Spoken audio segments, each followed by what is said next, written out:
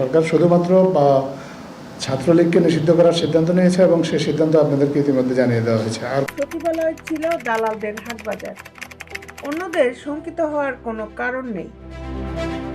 প্রধান উপদেষ্টার deputy press secretary Azad Majumdar বলেছেন, বাংলাদেশ সচিবালয়কে দালালদের হাটবাজার বানিয়ে ফেলা হয়েছিল।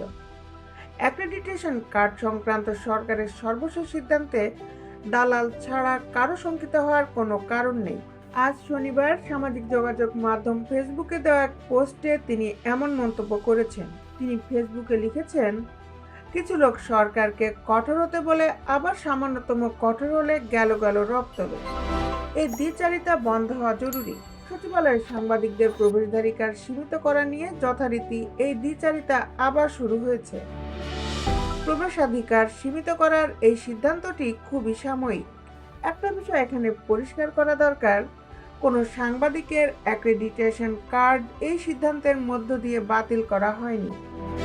কেবল সচিবালয়ের ক্ষেত্রে এর ব্যবহার সীমিত করা হয়েছে, তাও এই সিদ্ধান্ত খুবই অল্প সময়ের জন্য। প্রয়োজনীয় ক্ষেত্রে অস্থায়ী পাস ইস্যু করা হবে। সরকার সিদ্ধান্ত নিয়েছে শীঘ্রই বিদ্যমান সব প্রেস অ্যাক্রেডিটেশন কার্ডই পর্যালোচনা করা হবে এবং নতুন কার্ড ইস্যু করার জন্য সমস্ত স্থানীয় ও আন্তর্জাতিক সংবাদ মাধ্যমের কাছে আবেদন চাওয়া হবে।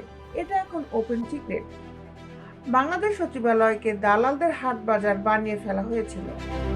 সরকারের সর্বশেষ এই সিদ্ধান্তে দালাল ছাড়া কারো শঙ্কিত হওয়ার কোনো কারণ নেই।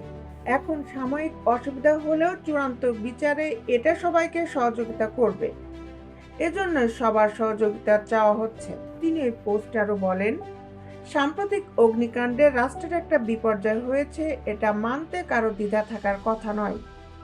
এজন্য উচ্চ পর্যায়ের কমিটিও করা হয়েছে। বাংলাদেশের ইতিহাসে আর কখনো স্বরাষ্ট্র সচিব, আইজিপি, ফায়ার সার্ভিসের পরিচালক, সেনাবাহিনীর বিস্ফোরক বিশেষজ্ঞ দিয়ে একসাথে কোনো ঘটনার তদন্ত করা হয়নি। বর্তমান অন্তর্বর্তীকালীন সরকার স্বচ্ছতার বিশ্বাসী বলেই এই ধরনের কমিটি করা হয়েছে। সাংবাদিকদের দূরে রেখে তদন্ত কাজ চালানো হবে বলে যারা আবোল তাবোল বকছেন, এরা মারাত্মক ভুলে আছেন। আমাদের বিশ্বাস, সাংবাদিকরাও বিষয়টি উপলব্ধি করবেন এবং চলমান পরিস্থিতিতে সরকারকে সহযোগিতা করবেন।